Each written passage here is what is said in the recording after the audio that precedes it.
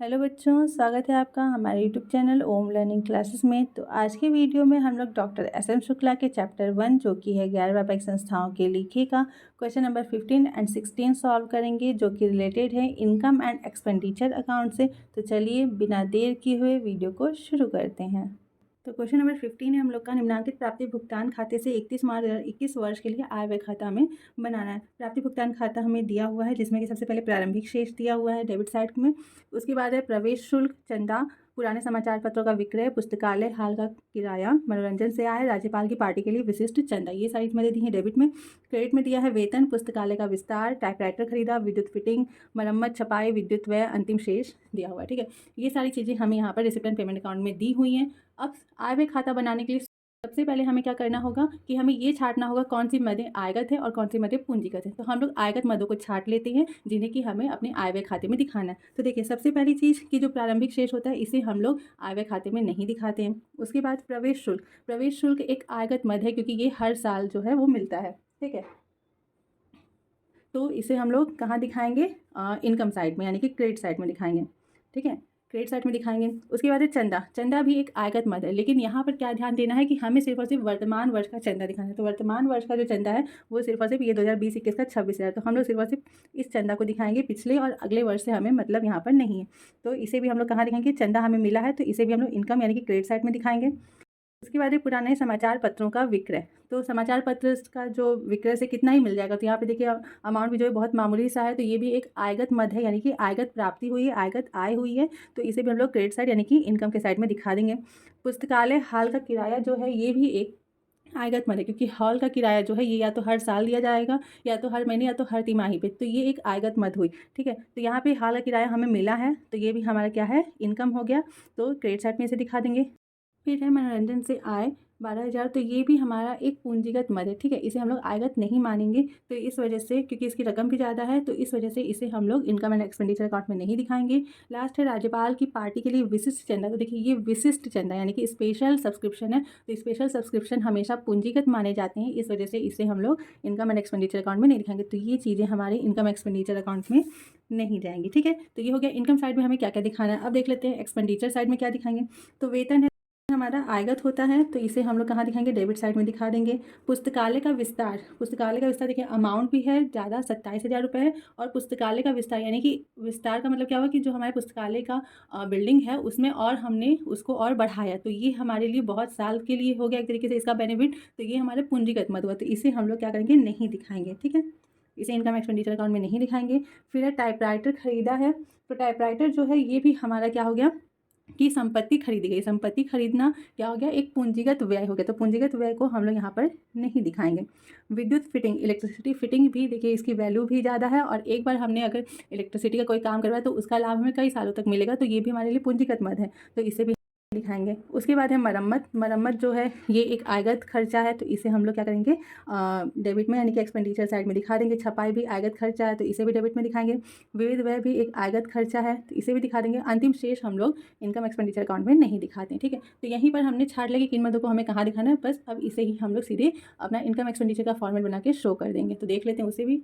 देखिए फॉर्मेट हो गया income and expenditure account for the year ending. Debit side में सारे एक्सपेंडिचर जाएंगे और क्रेडिट साइड पे सारे इनकम। तो इनकम में हम लोग सबसे पहले इंट्रेंस फीस दिखा देंगे 10,400। सब्सक्रिप्शन सिर्फ और सिर्फ 26,000 इस साल का दिखाएंगे। Sale of old newspaper 240। और ये प्रोसीड्स फ्रॉम एंटरटेनमेंट हमने यहाँ पर गलत लिख दिया है, यहाँ पर होगा ये पुस्तकालय हॉल का किराया है। ठीक है, तो लाइब्रेरी का रेंट है, लाइब्रेरी का रेंट है ये।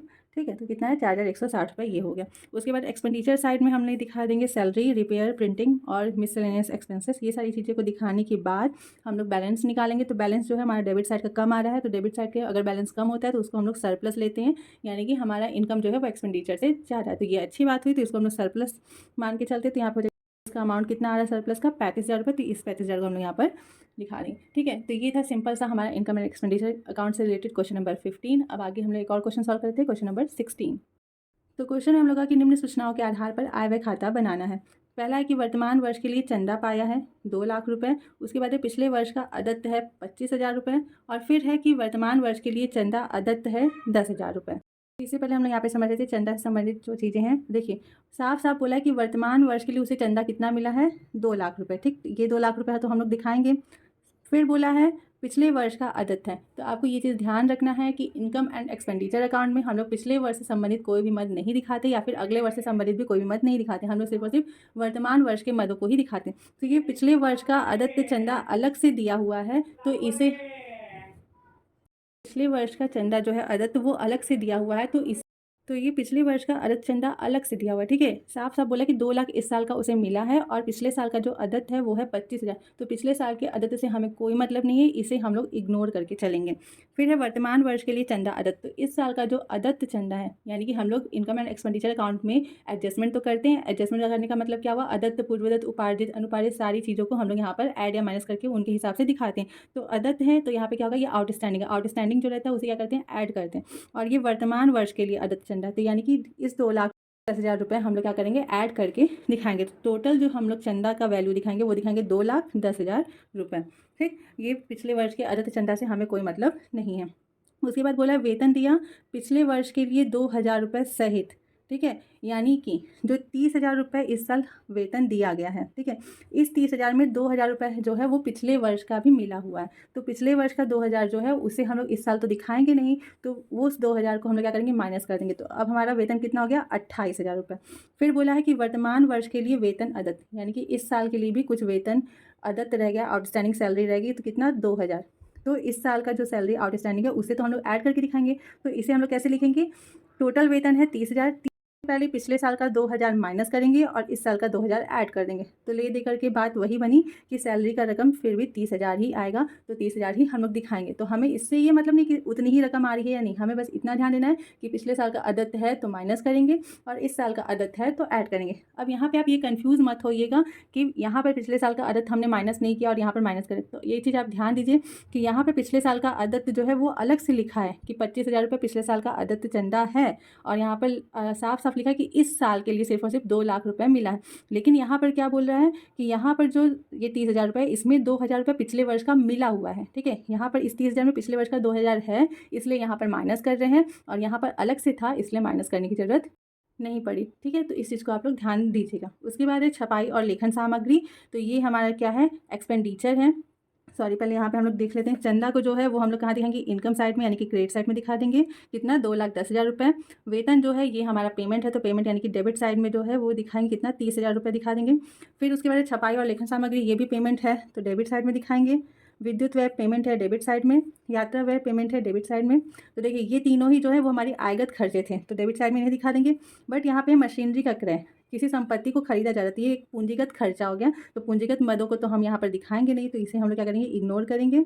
दूरभाष व्यय यानी कि टेलीफोन एक्सपेंस, ये हमारा खर्चा है, तो इसे हम लोग डेबिट में दिखा देंगे। दान हमें मिला है तो इसको हम लोग इनकम साइड यानी कि क्रेडिट साइड में दिखा देंगे। ठीक है, तो ये सारी चीज़ें थी। अब इसे ही हम लोग अपने फॉर्मेट में शो कर देते हैं।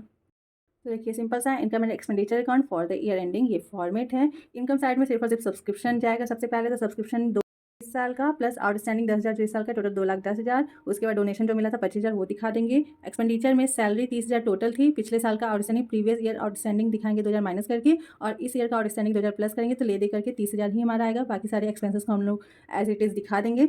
लास्ट में हम लोग बैलेंस करेंगे, मतलब टोटल करेंगे, टोटल करके बैलेंस निकालेंगे। तो 1,90,500 रुपये का डेबिट बैलेंस आ रहा है, यानी कि सरप्लस आ रहा है, तो इसे हम लोग यहाँ पे 2 सरप्लस करके दिखा देंगे। ठीक है, तो ये था सिंपल सा हमारा रेसिपिएंट पेमेंट अकाउंट से हम लोग कैसे इनकम एंड एक्सपेंडिचर अकाउंट बनाते हैं। तो आई होप कि आप लोग को ये दोनों ही क्वेश्चन काफ़ी अच्छे से समझ में आए होंगे। नेक्स्ट वीडियो में मिलते हैं हम लोग, कुछ एडजस्टमेंट जो अलग से रहते हैं उनके आधार पर हम लोग आय व्यय खाता कैसे उन्हें देखेंगे। तो चलिए मिलते हैं नेक्स्ट वीडियो में।